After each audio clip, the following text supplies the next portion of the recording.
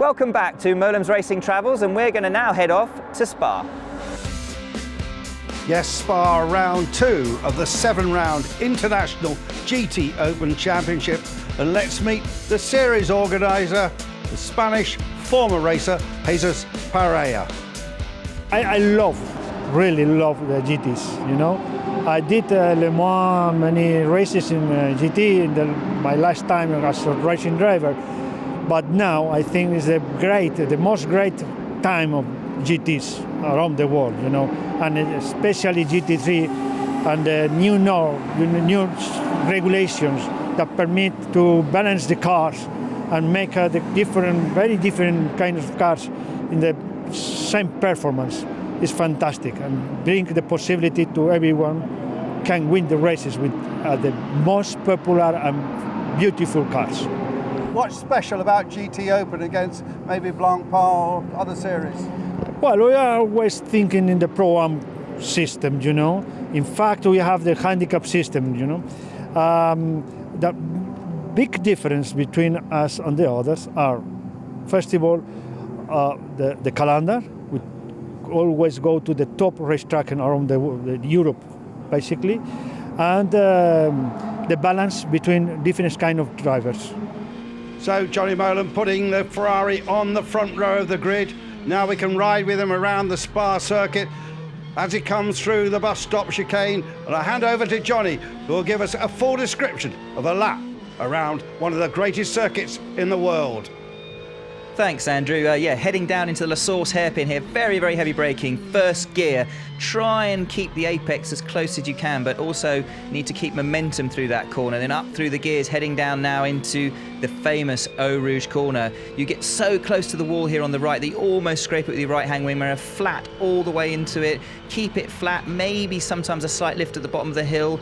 Don't straighten the top too much, otherwise you get a penalty for track limits. A lot of people experience that this weekend. And then heading down towards Les Combes, really quite a long straight, incredibly uphill. You don't realise it until you cycle around this track, how steep this hill is. Heading down now towards Les Combes, very, very heavy braking, second gear. Then the flip flat back to the left-hand side here, touching the curb slightly, over to the left as much as you can go to get a run through down in towards Rivage. Downhill braking, very, very easy to get too much understeer as you turn in, but you've got to keep the brakes on all the way into the apex, hug the apex all the way through, get back on the throttle here, the rear scrabbling for grip.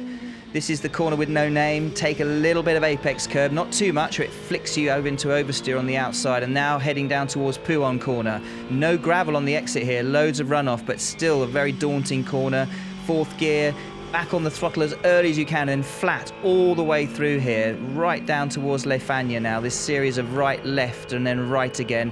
Very, very heavy braking in. Second gear, up on the curb a little bit, breathe off the throttle, back into the left, back on the throttle again, waiting to go full throttle on the exit, scrabbling for grip with the traction on the rear there, heavy brake down, and this is a critical corner because you have to get a real runoff here towards Stavelot, and you should just about manage to be flat through Stavelot, maybe a tiny lift just to get the weight distribution over the front to get rid of some of that understeer, and then a series of long sweepers that heads you down towards, again, the famous Blanchimont corner, very, very fast left-hander. This left here, very easily flat, take a bit of extra track on the way into Blanchimont, flat all the way through there. Again, not too much track limits on the exit. Heading down towards the bus stop chicane, very, very heavy braking. The car squirreling around underneath you. First gear, try and get as clean an exit as possible.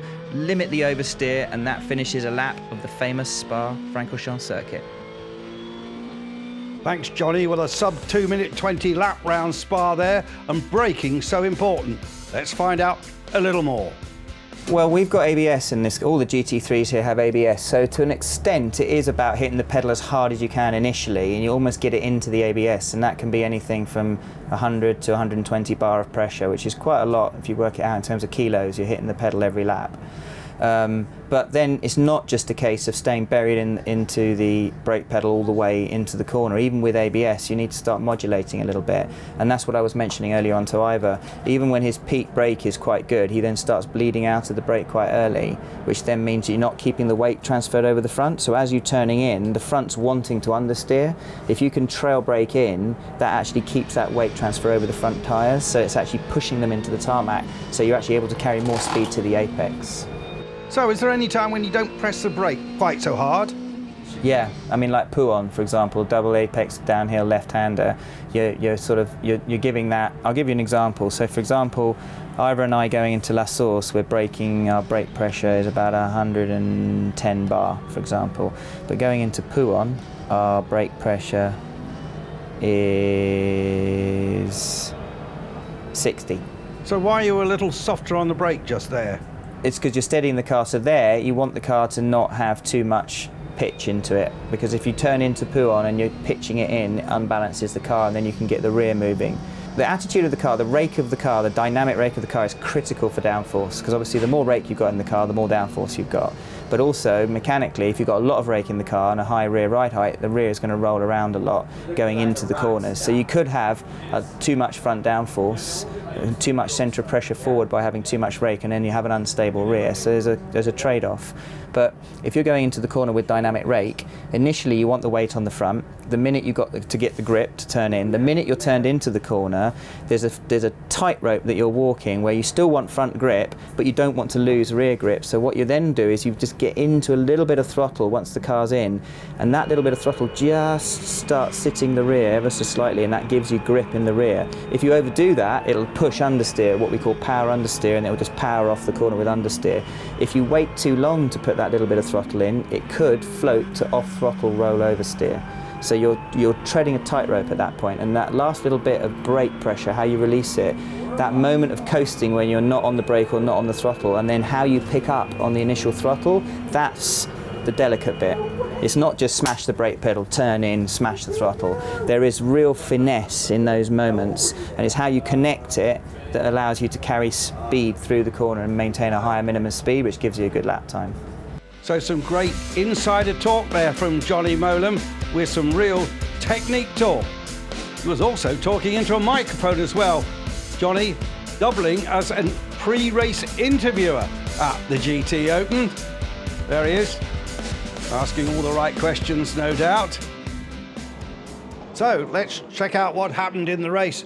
Ivor Dunbar it was who started the Ferrari. First lap, always exciting. They crowded into La Source corner, and then we go on board with Ivor now as the pit crew watched on. Here Ivor in the 25 car, and the back end stepped out and he spun around, fortunately not hitting anything, finished up pointing in the right direction, and after his stint brought the car in to hand over to Mr. Molam. The car powered away, and Johnny, of course, making up times quite quickly. There's Ivor with a little smile. It had been quite a difficult session for him, but he brought the car in a decent position for Johnny to try and get it onto the Pro-Am podium. And Johnny was soon overtaking other competitors. Johnny then banged in the fastest lap of the race, and at the end, fourth in the AM category. A good run. It was quite an adventure.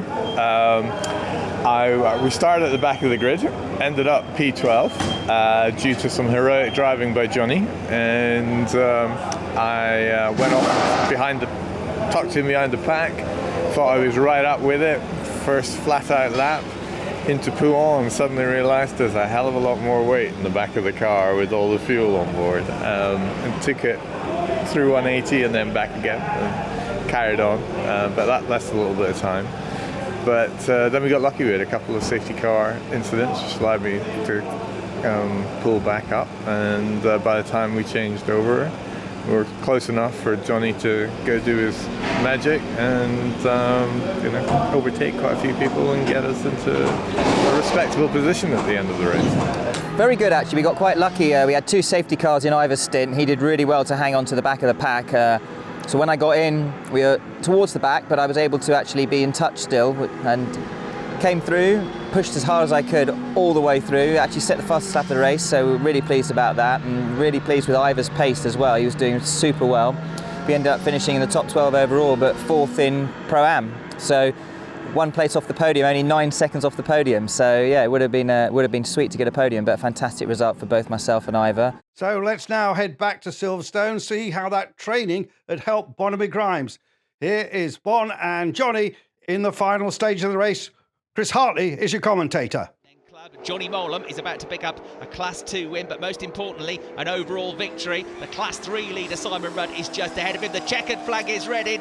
And for the second time today, it is a Class 2 FF Course Ferrari that wins. Bonamy Grimes and Johnny Molam.